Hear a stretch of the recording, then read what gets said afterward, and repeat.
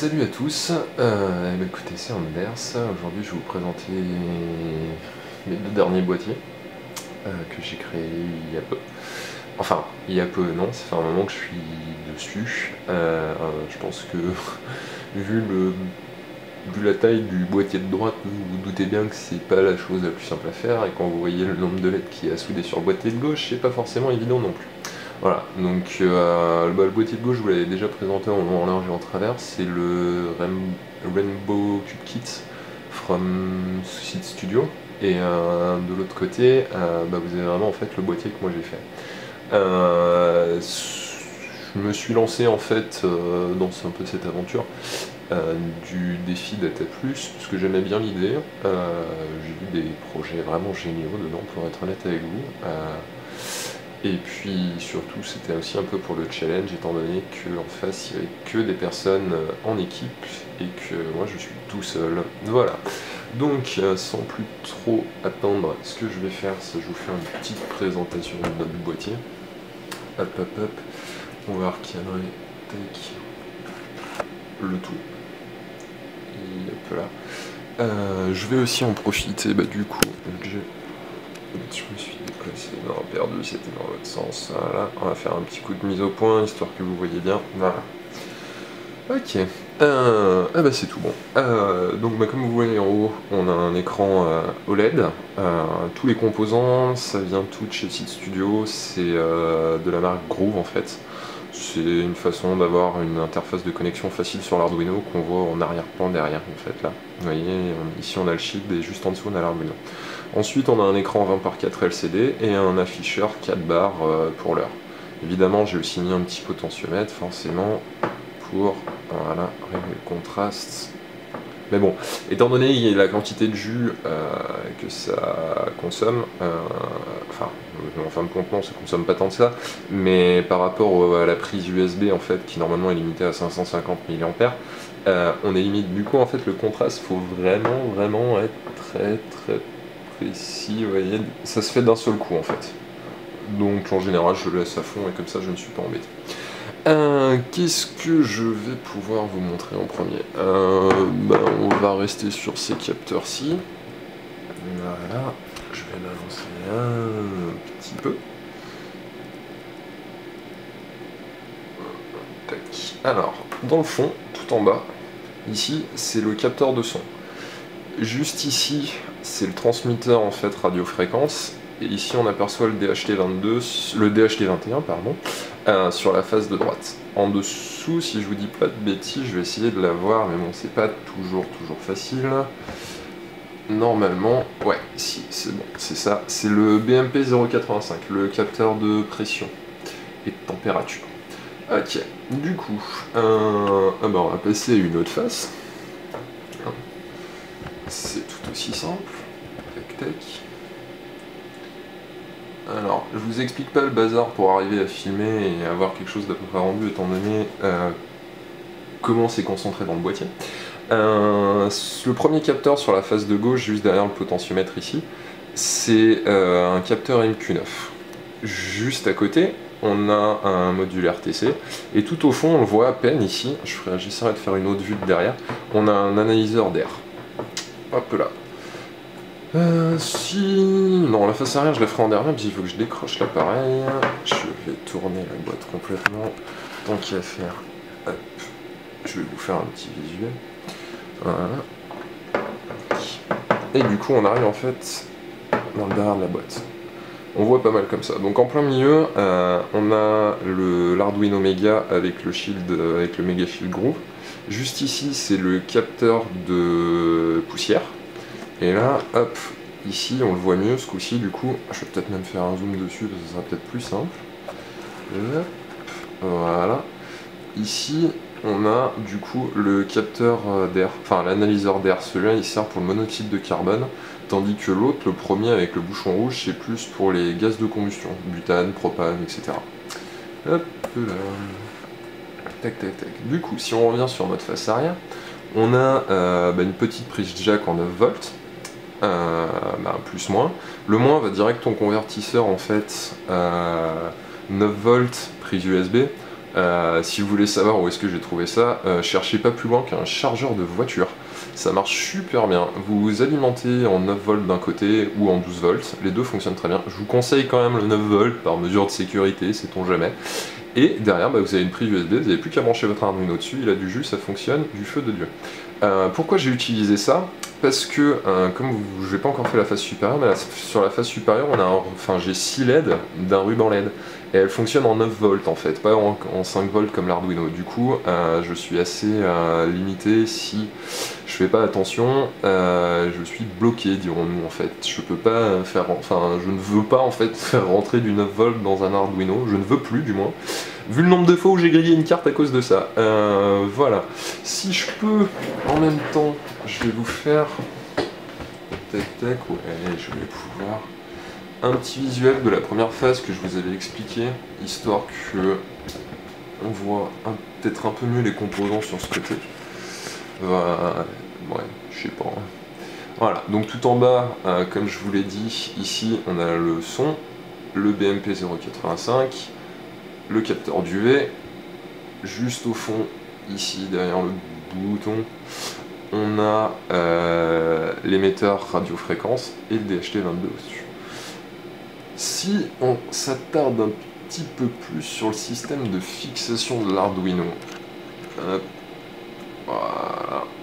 Et ben en fait c'est tout simple, c'est juste 4 tiges filetées avec 4 boulons qui soutiennent l'Arduino Mega, histoire en fait qu'il se retrouve le plus possible au centre de tout le boîtier, afin de pouvoir connecter facilement toutes les affaires, tous les capteurs. Et du coup les tiges filetées, ce que vous voyez en dessous, la plaque grise, encore un petit peu, voilà, là on voit relativement bien. Si je fais une T, ce sera même encore mieux, voilà. Les tiges filetées en fait sont directement fichées dans une petite plaque de béton que j'ai fabriquée, histoire de maintenir le tout et que ça laisse un petit peu le boîtier, histoire que ça tienne. Et puis du coup, maintenant il ne nous reste plus qu'une seule face, la plus lumineuse, la face supérieure. Donc, je suis désolé, il va falloir que je déploie un petit peu mes pieds, parce que sinon vous allez rien voir.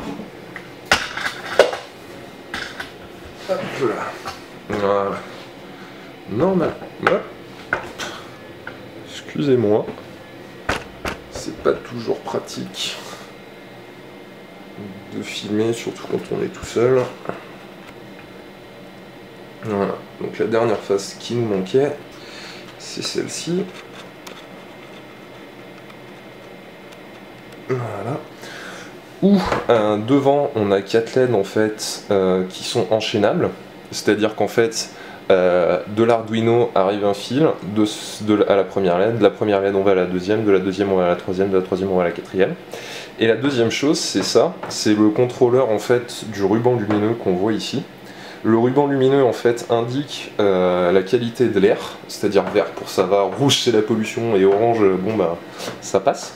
On pilote tout ça grâce au piloteur de LED de chez Groove. Je vais être honnête avec vous, Groove, dès que vous avez besoin de quelque chose, Groove a un peu pensé à tout pour nous. Il y a des capteurs, des pilotes pour tout en fait, c'est ça qui est assez agréable avec cette marque.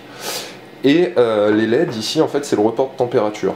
Donc normalement on est vert, on doit être entre 20 et 30 degrés, si je vous dis pas de bêtises, je vais vérifier. Hop.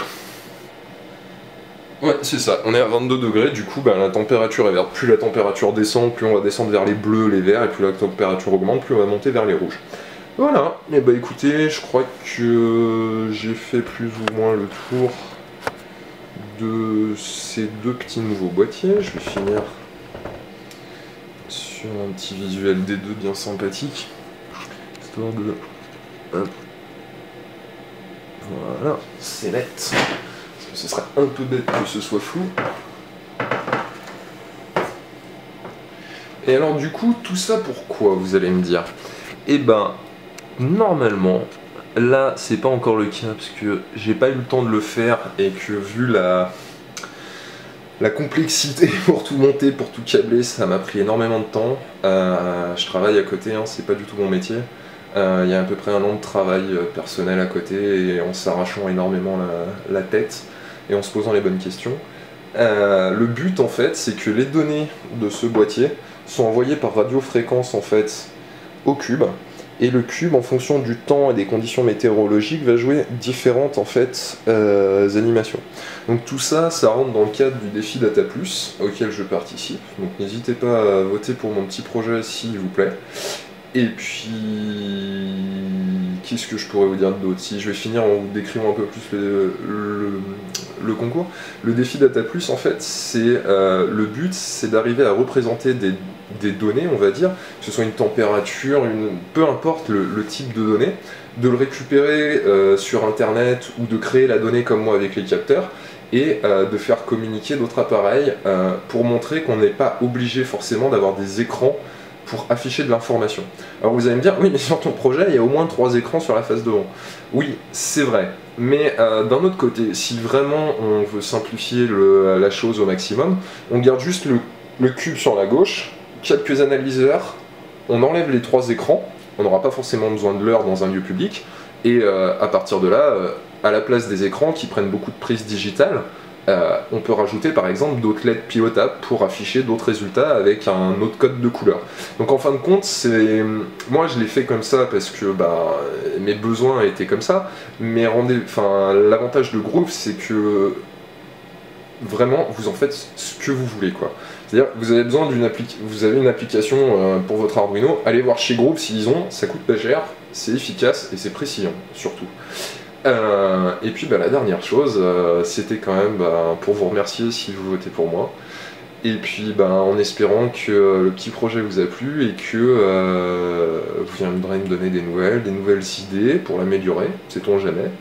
Et puis j'aurai sûrement aussi beaucoup besoin de votre aide. Le code, construire la machine c'est quelque chose, le code c'en est une autre. Donc écoutez, si vous avez des idées ou d'autres choses que vous pensez qu'il est faisable d'améliorer, n'hésitez pas du tout à prendre contact avec moi via le site anderson69s.com, et puis je serai vraiment content de discuter avec vous, au pire de répondre à vos questions si vous en avez. Et puis voilà, qu'est-ce que vous voulez que je vous dise d'autre? Ça fait 1 an que je travaille dessus, et je vais être honnête avec vous, le voir s'illuminer la première fois qu'on a fini de tout monter, c'est vraiment quelque chose de très agréable, et honnêtement pour la fierté, je dirais pas la fierté, non en fin de compte c'est même pas de la fierté qu'on en retire, pour le bonheur d'arriver à construire quelque chose de ses mains, je vous saurais que trop vous conseiller de vous intéresser à Arduino, Raspberry Pi et Groove. C'est toute une famille de capteurs en fait. Vous tapez Groove Sensor dans Google, vous verrez, vous trouverez tout ce dont vous avez besoin. Donc voilà, bon, je suis aussi désolé, la vidéo a coupé en plein milieu, je bafouille, je trifouille, j'avais pas spécialement prévu de pitch pour la vidéo, je voulais vraiment vous en faire une, histoire que vous voyez le rendu en fait, et puis surtout la grandeur, c'est-à-dire que le boîtier en fait fait 20 de haut, je vous dis n'importe quoi, il fait 24 de large sur 20 de haut, si en fait c'était ça, non c'est vrai. Voilà, bon, et écoutez, je vais arrêter de me ridiculiser et de bafouiller dans tous les sens, et puis je vous dis sûrement à bientôt sur le site. Allez, salut!